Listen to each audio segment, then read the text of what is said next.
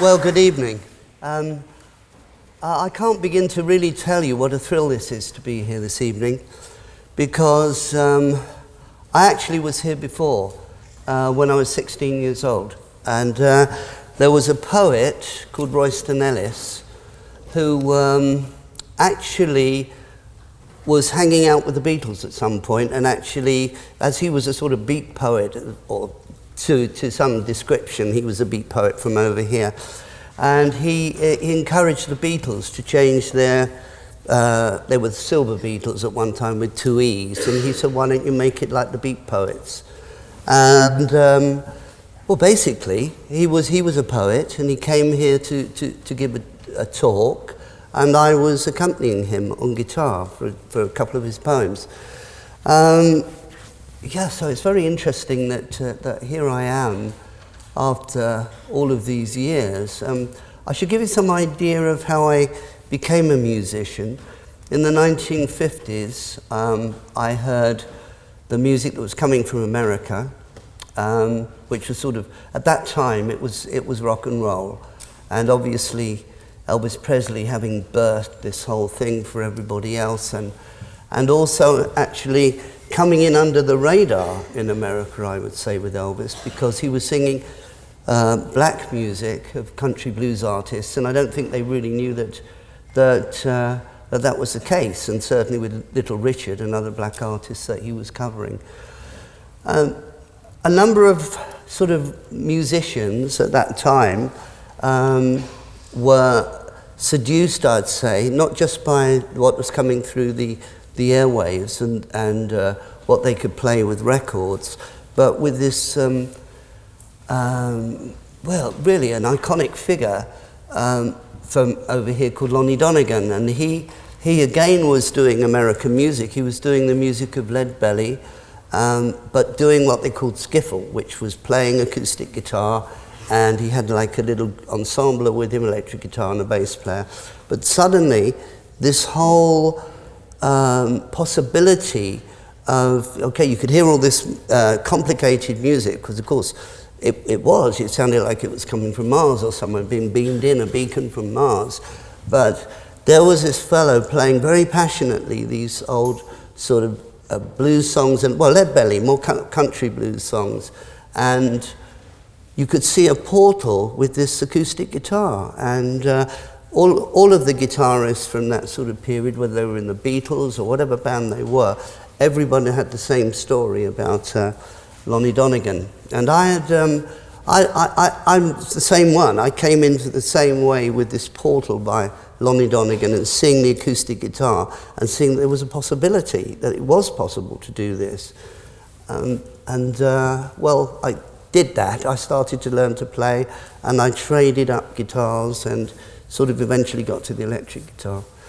I think the electric guitar is something which is pretty phenomenal, really, because it comes from America. It's a 6-string electric instrument, so it doesn't have any sort of acoustic resonance to it apart from within itself.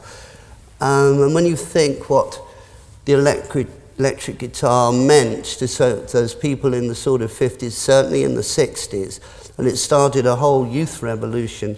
And it could even be said, from what I heard about what was going on in Russia, that it could even have brought down the wall, because the whole politics of what was going on in the West trying to be filtered out in the East, and people were buying records, bootleg records, well, actually not even bootleg records, but for them it was actually a penalty of a jail sentence if they got caught with the music of the 60s. And I know that LedZeppelin played a big part in all of that, and I found that to be quite moving when I was told that by the mayor of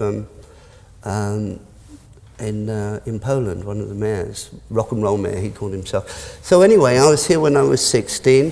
I was also here with a friend of mine, Jeff Beck, to see the Yardbirds play here in the university. And I just happened to be there the night that the band imploded and the bass player left. I'd been a studio musician at this point. I was a studio musician for 3 years.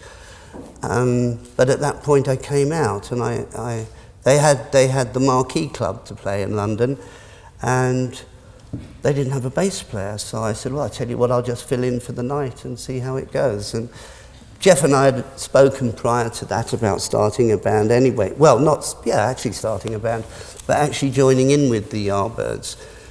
And there was the opportunity. So I think with these things in life, these opportunities come along and you see them.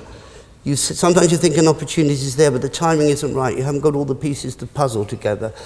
But at that point, for me, it was because I'd done a 3-year term, if you like, as a studio musician, and I was working 5-6 days a week.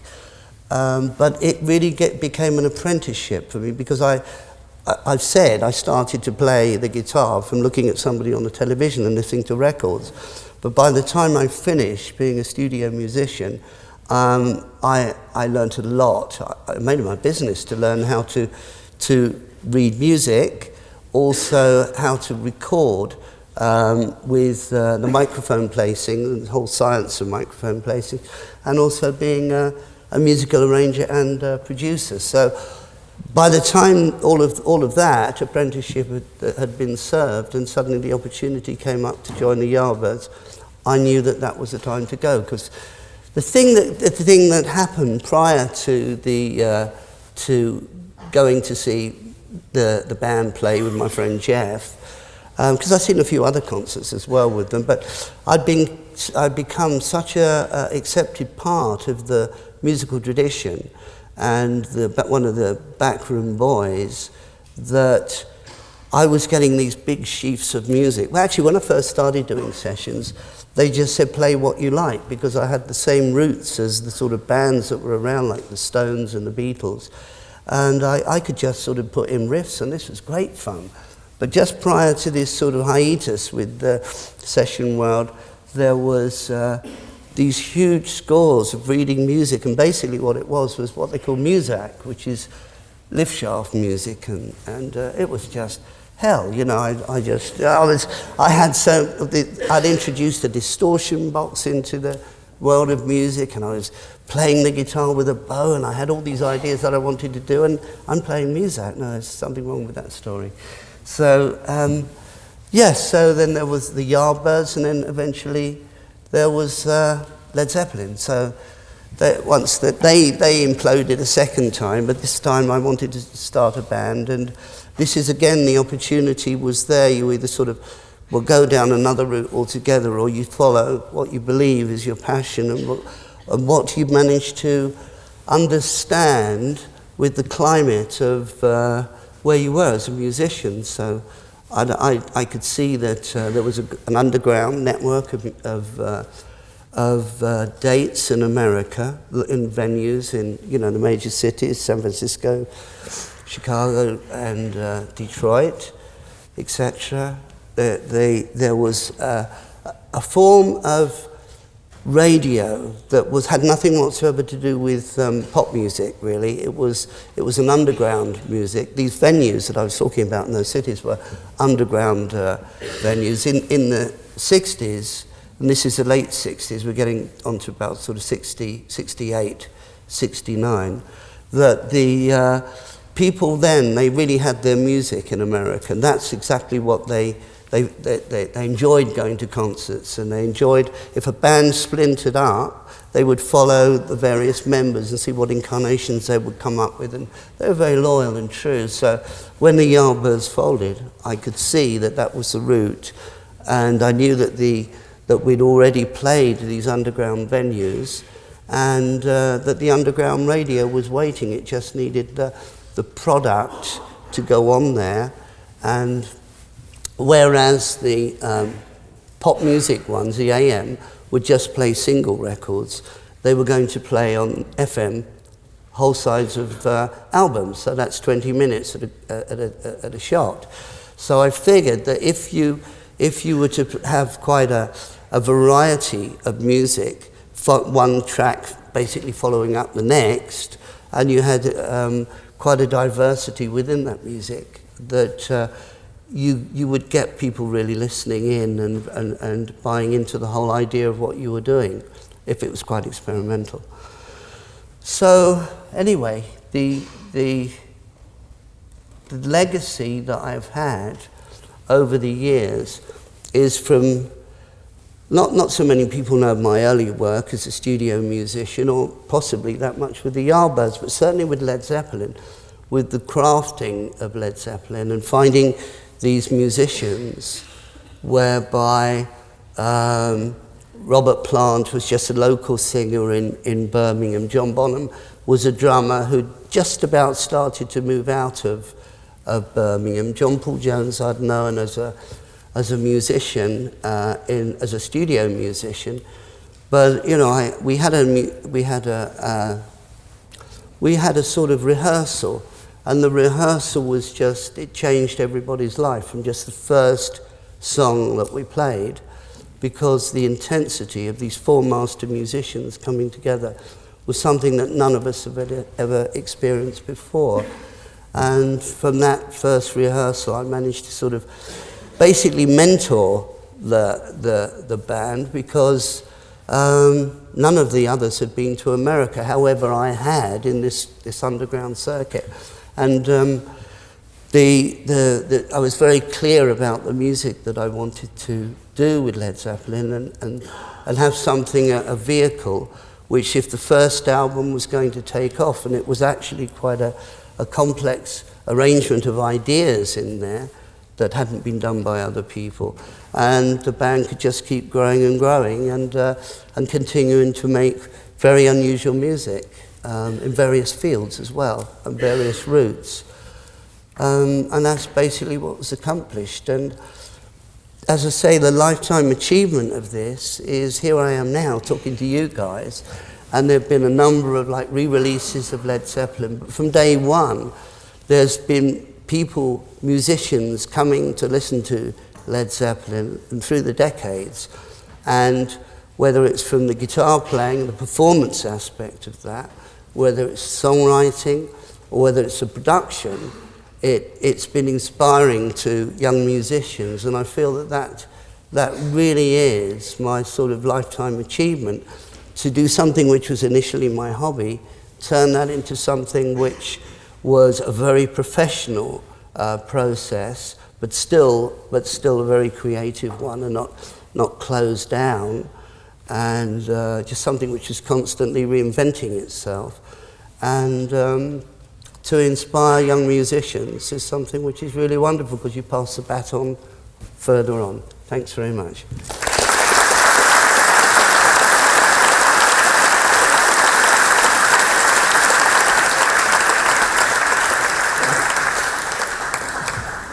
Great. Firstly, Jimmy, thank you so much for taking the time to join us this evening.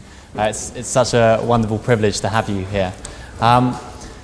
I wanted to start on picking up on a few things that you said, and you've talked about sort of your early days and how that influenced you creatively.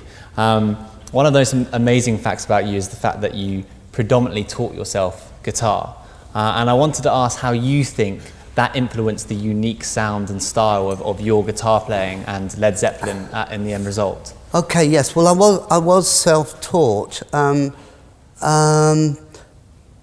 I was talking about this fellow Lonnie Donegan and seeing him on the television, and my parents had moved house, and it's some sort of 2.5 years later after this move. But what was notable about the move was that the previous owners had left a guitar behind, and an acoustic guitar, like a campfire guitar. And now this is the really odd thing, there was an intervention of the guitar, and even though I didn't know what it was, but I made the connection between having this thing that nobody had ever played in the house, because none of my relations that I knew of played music, and seeing this portal with this guy playing the acoustic guitar. Once I started playing, or appreciating guitar, it was this whole aspect of 6 strings, and whether it was acoustic music, whether it was classical music, whether it was rock and roll music, whether it was blues music, country blues music, I just had a voracious appetite for all of it. And so that's the 6 strings, but then I was also, as a teenager I was starting to listen as well and to absorb classical music and Indian music. And by the time I was sort of 18, I just really it's sort of like a sponge soaking it all in.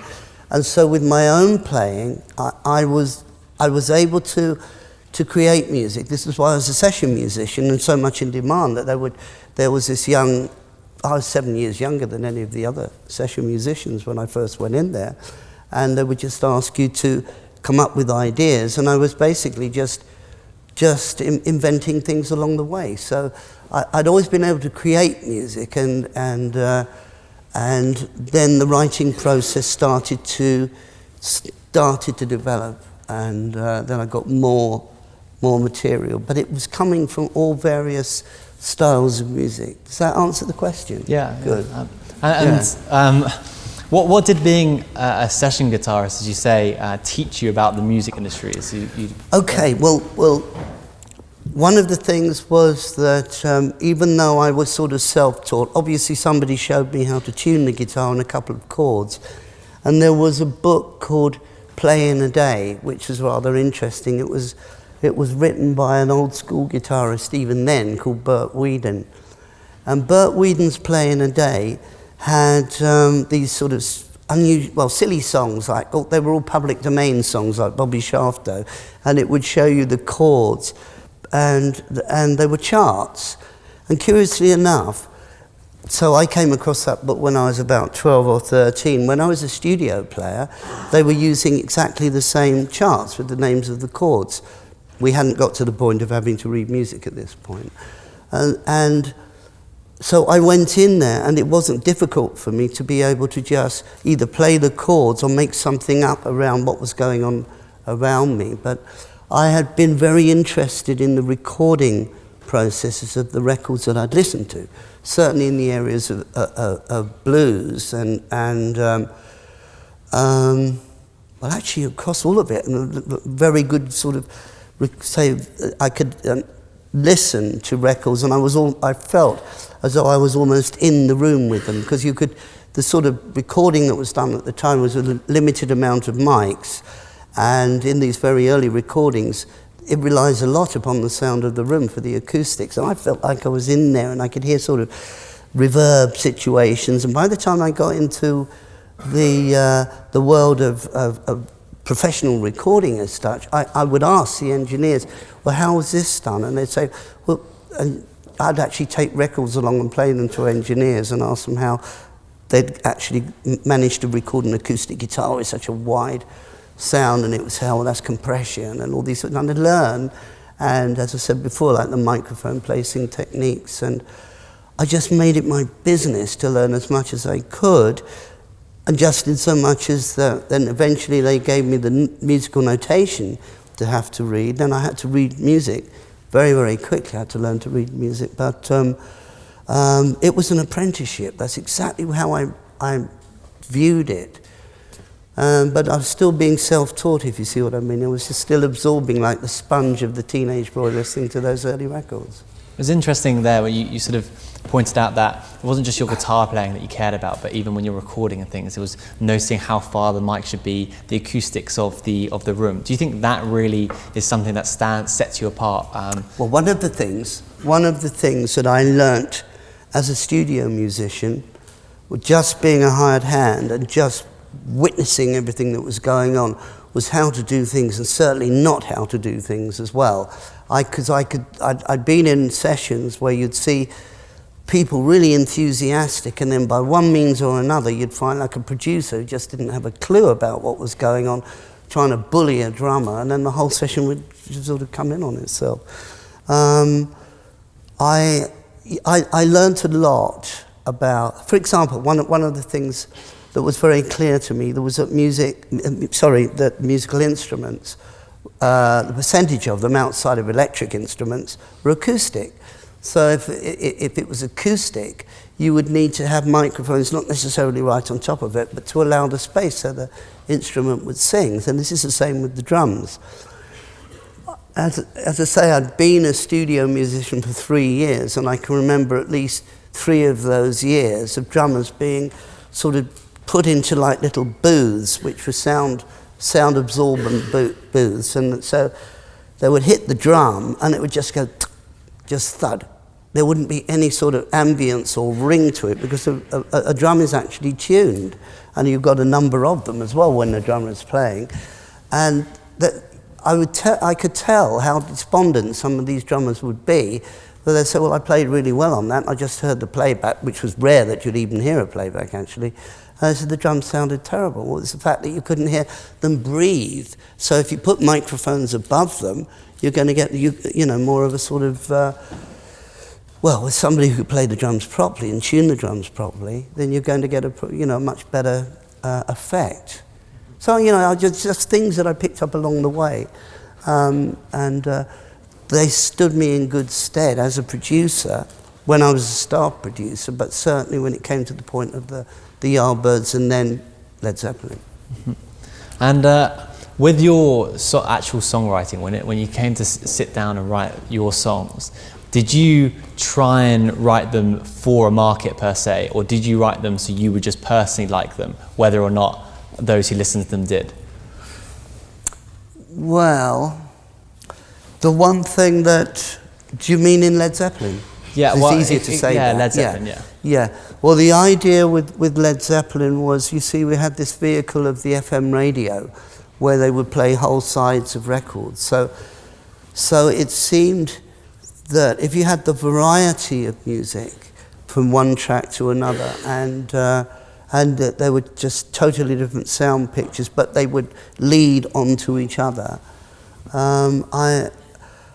I could see the possibility of that. Basically, with my writing, I was trying to do all manner of things, from sort of blues, traditional, but we'll say the Chicago blues more than the country blues. There's a whole sort of electric movement that goes on in the 50s in Chicago, where you get all this sort of wonderful harmonica playing and really fine electric playing, and all this sort of riff music, which was the thing that I was so taken by, really. So there was that.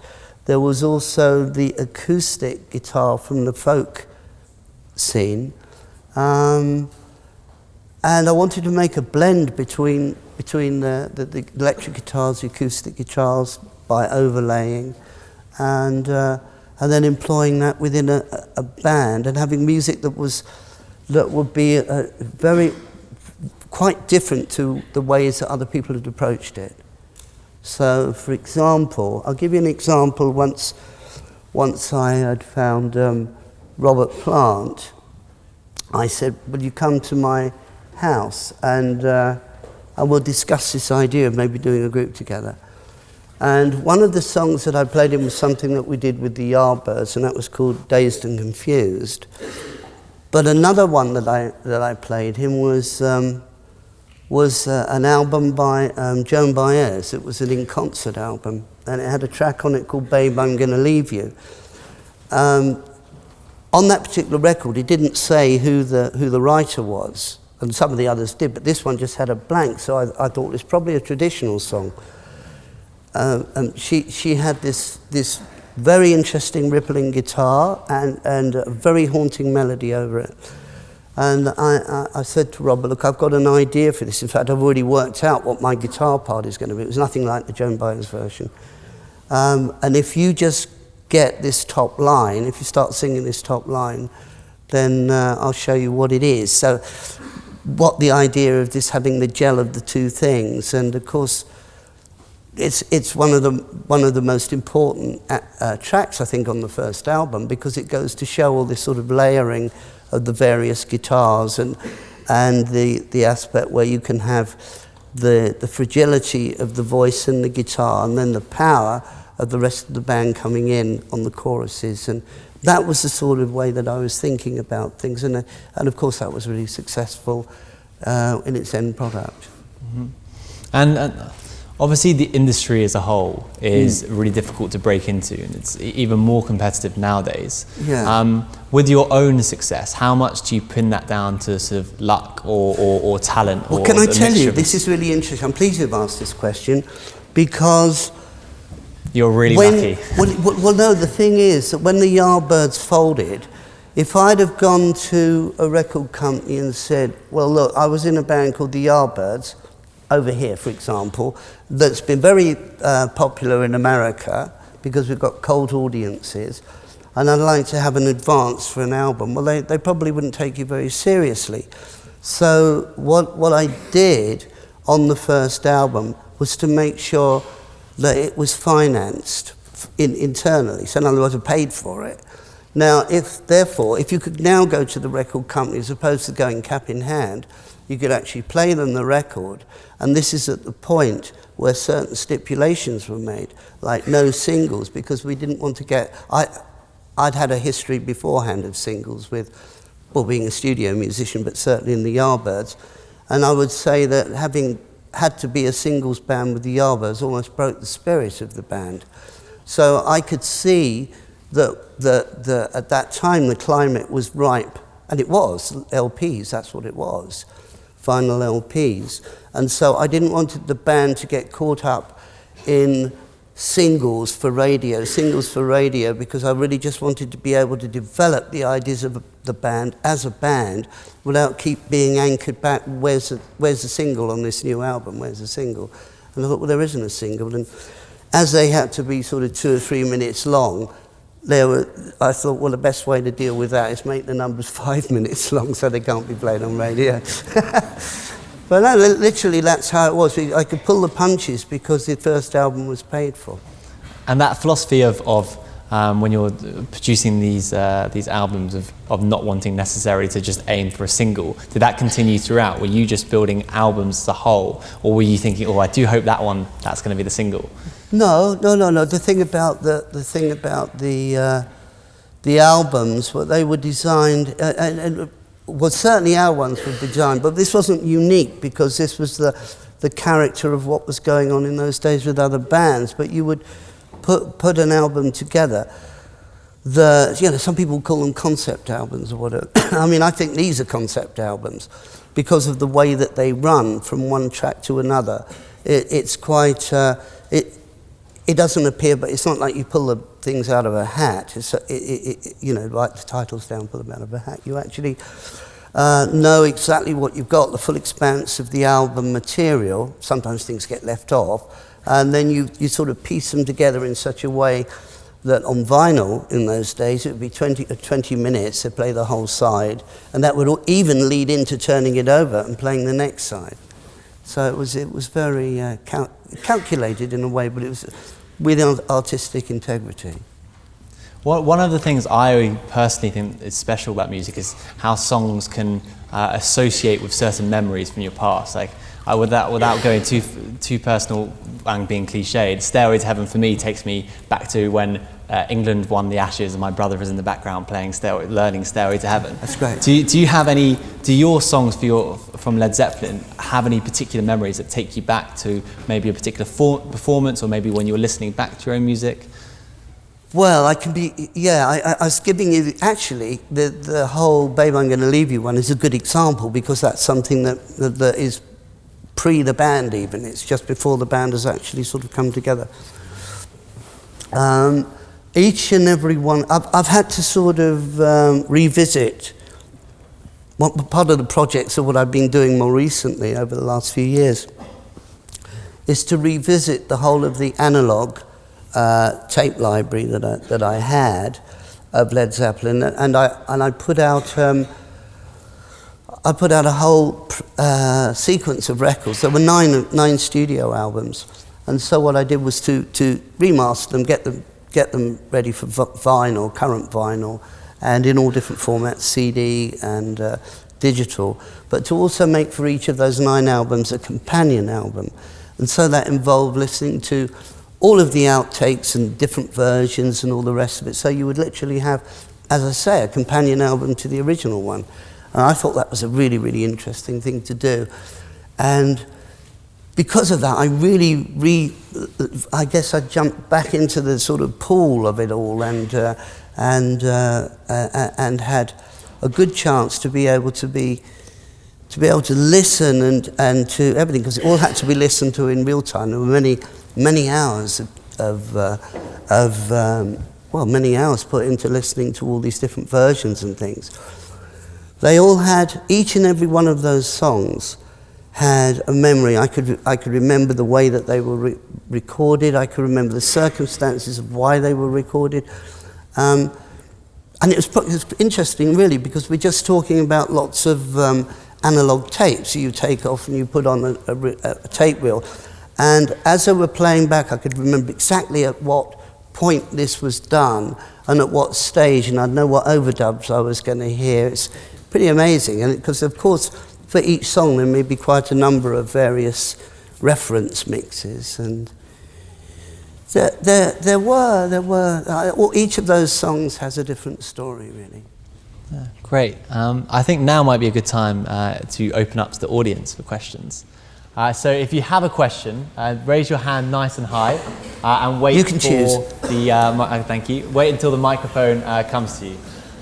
So let's start with you in the patterned shirt. Yeah. Hi. Quite a few Led Zeppelin songs reference the work of J.R.R. Tolkien. I'm thinking of things like Ramble On, Battle of Evermore. Why did Tolkien and the Lord of the Rings have such an influence on Led Zeppelin?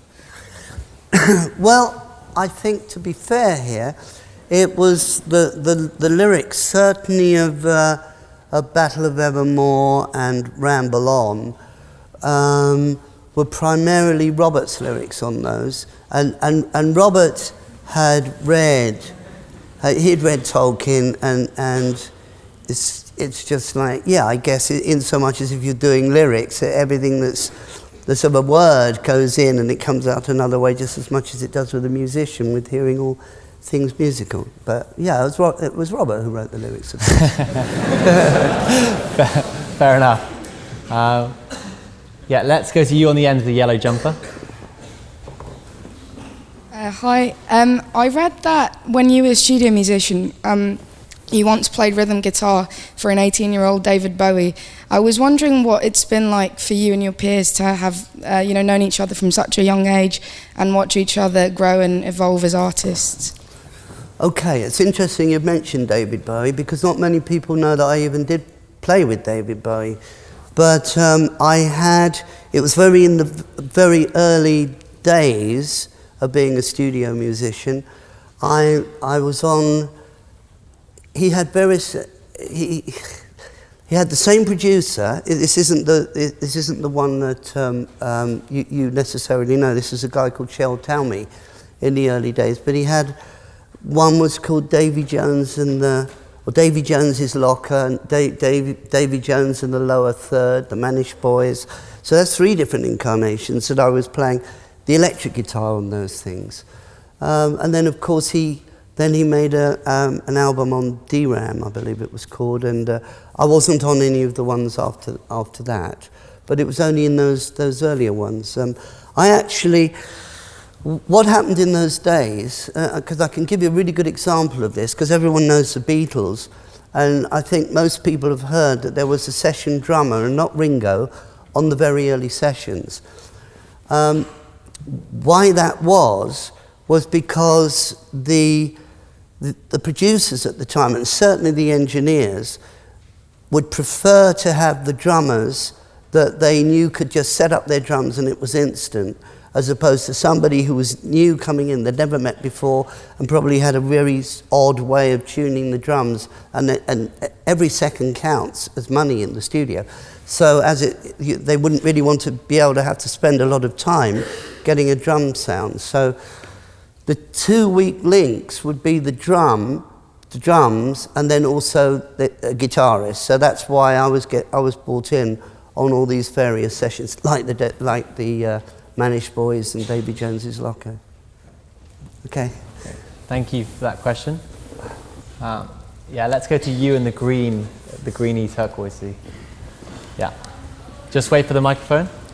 Hi. A lot of your songs are quite spiritual, like Stairway to Heaven, which is the best song ever written. And I wondered if you could tell us about your involvement in the Golden Dawn. Oh, my involvement in the Golden Dawn is in so much as I was pretty I was very interested actually in Eastern and Western mysticism, and I spent time reading and researching when I was younger. Yeah, I guess that's it. There were some very eminent characters in the Golden Dawn, and I found it very interesting to see the history of those that had been in it, and this sort of esoteric movement, and also sort of what went on, the offshoots of it, of that sort of love of all things mystical and magical, all things bright and beautiful, really. Do you think that's why people did that thing when they played Stairway to Heaven backwards and said that you were talking about Satan?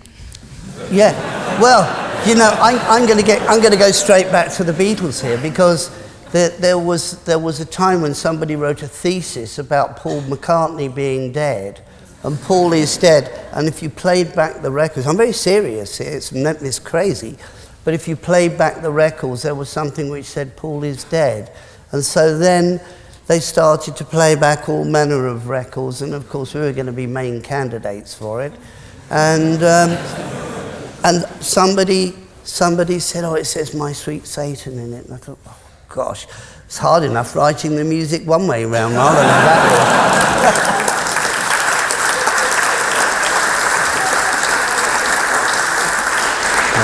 Thank you for that question.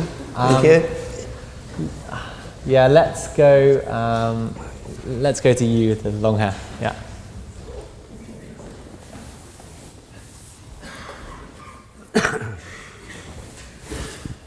Hi. We've talked a lot about kind of songwriting and composing, but Led Zeppelin was also quite known for, in a live setting, kind of stretching things out using improvisation. And I was wondering, did you find improvisation versus composing, did you find one more rewarding than the other, or did you kind of find them two sides of the same coin? Okay, so it's an interesting question, because I can take it right back to when I was a studio musician, because then I was improvising then. And in actual fact, I was improvising from the very first band that I joined. I was always trying to change the guitar solos and make things work for you.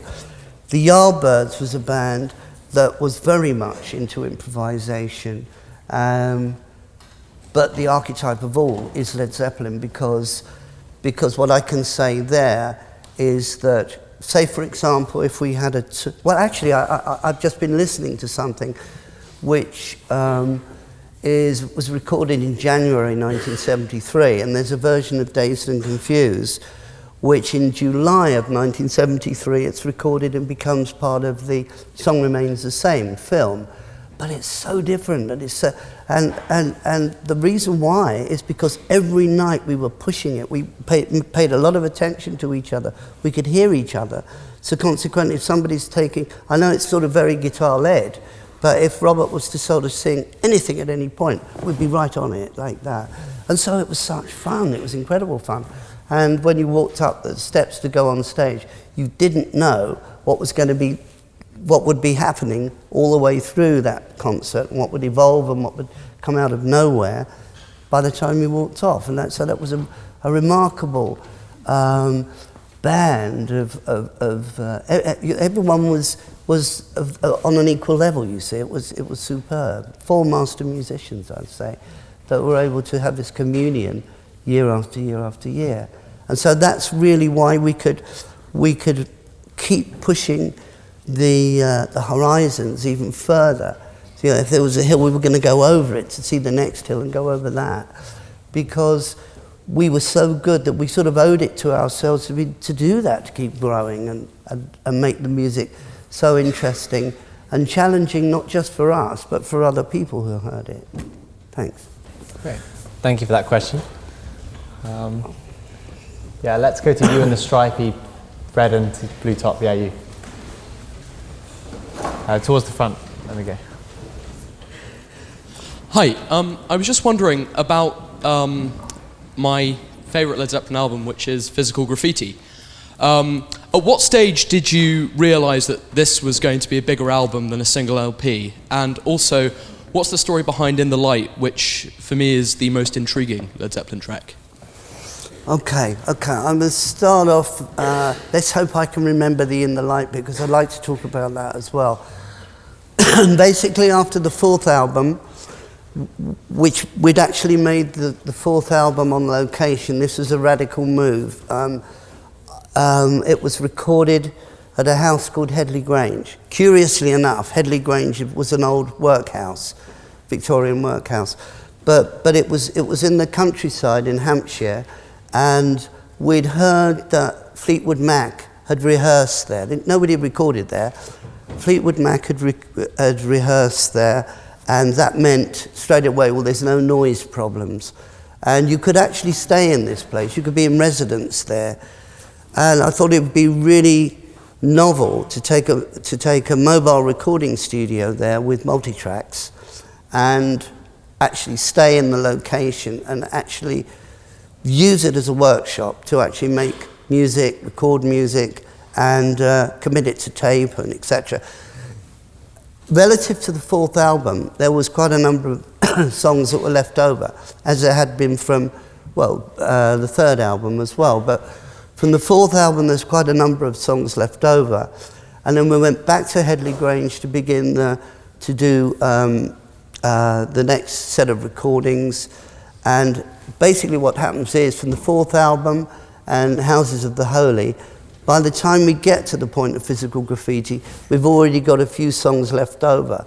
And given any point that we actually had recording, the space to record at our own leisure, etc., which is basically what we did from the first album onwards, certainly after the first album, it was a creative cauldron, really. There was just so much coming out of it that even though we went in to do like a single album, I could see straight away that we could extend it and then incorporate some of these other tracks that were left over from other previous recording sessions and make a double album.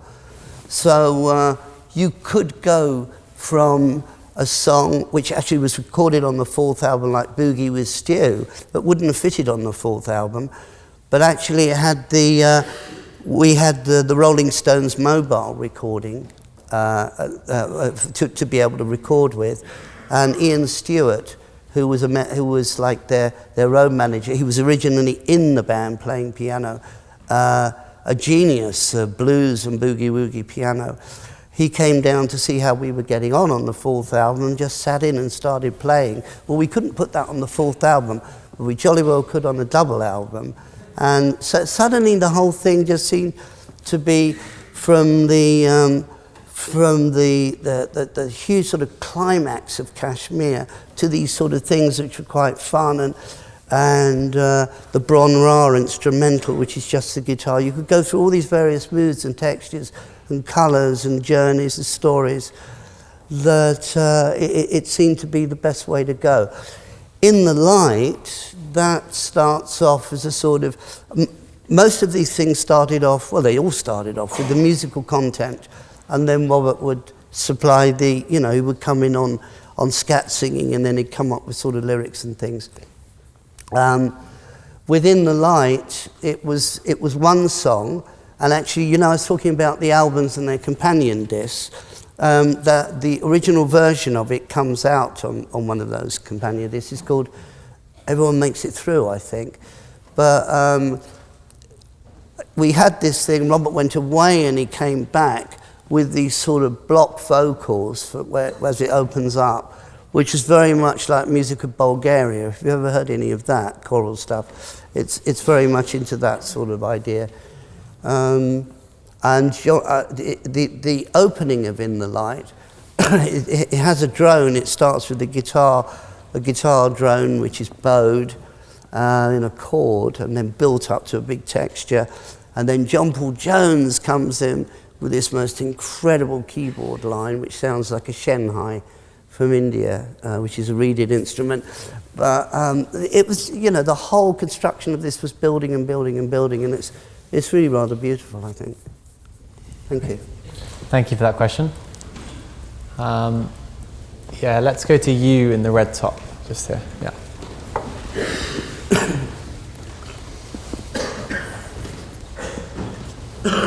At the very front row, Adam, red top.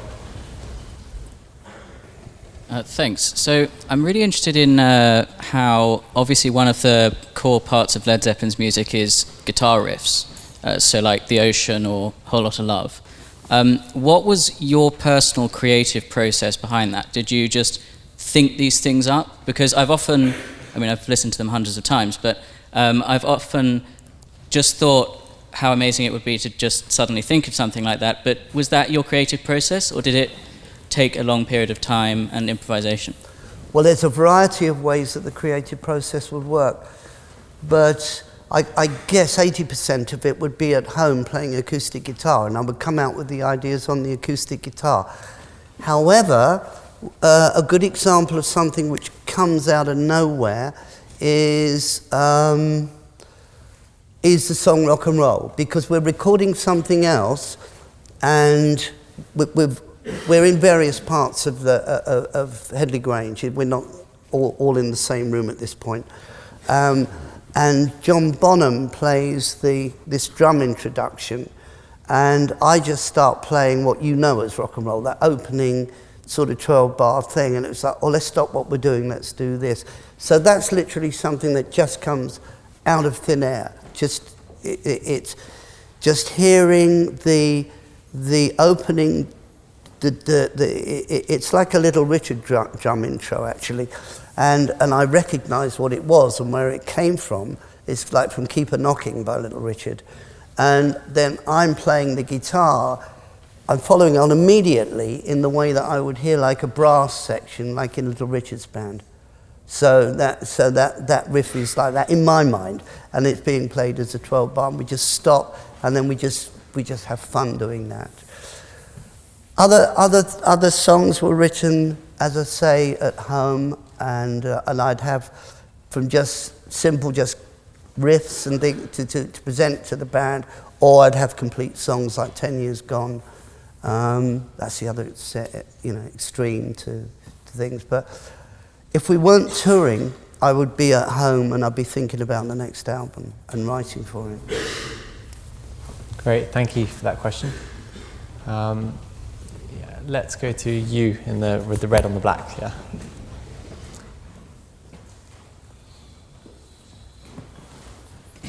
Hi. So since John Bonham died and Led Zeppelin broke up, you've collaborated a little bit with the remaining members of Led Zeppelin, and you've done some reunion gigs, but generally there doesn't seem to have been much enthusiasm for any of you. You haven't done very much together, and so I'm just wondering why that is. And also, if John Bonham hadn't died, do you think that Led Zeppelin would still be going today, or do you think that something else would have broken the band up by now? Well, the last part of your question is a difficult one. I know that before he died, we'd already discussed what the next album was going to be like, what the approach was going to be like after, because we'd had a very guitar, Presence was all guitars, there were no keyboards on it whatsoever, which gave the ground to be able to do a keyboard album, because there'd been keyboards on the rest of the albums, not on Presence, but on the album called In Through the Out tour, that was great.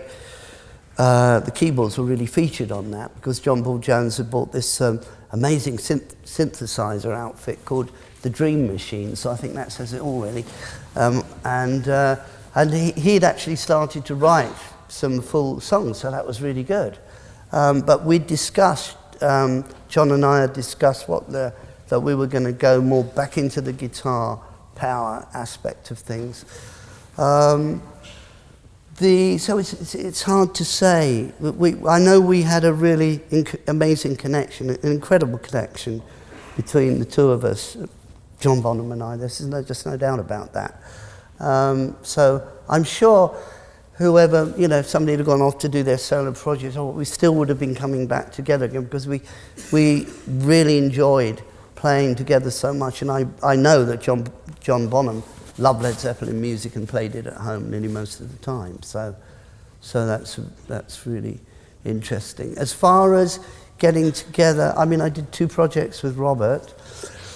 I did one that involved recording in Morocco, and actually involved a bit of this and a bit of that, a bit of recording in Morocco with some Ganawa musicians who were sort of quite sort of shamanistic players, and also in a studio with an audience and by the side of the Thames here in London, and in Wales, and this whole thing was very sort of kaleidoscopic bunch of images, really, of music that was sort of our past and also what we were channeling into the present.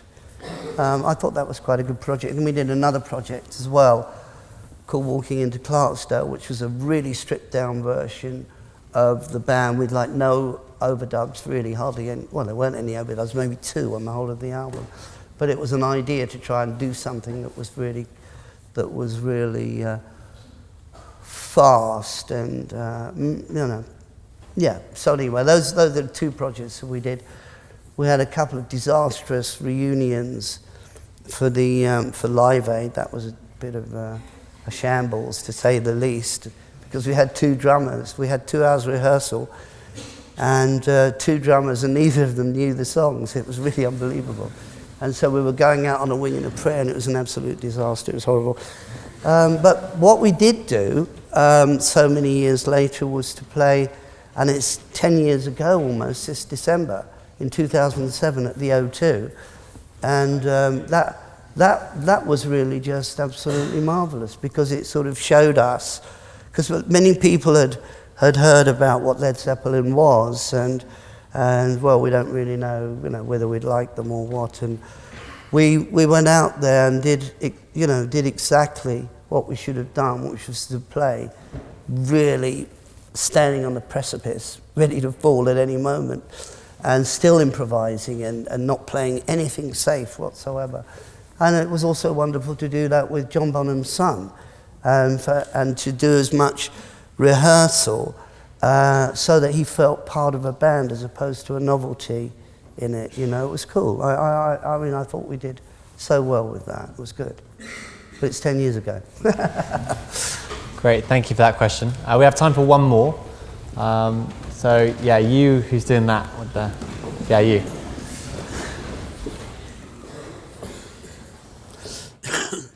What's your most cherished memory of you being in Led Zeppelin with regards to the lifestyle in the 1970s experience?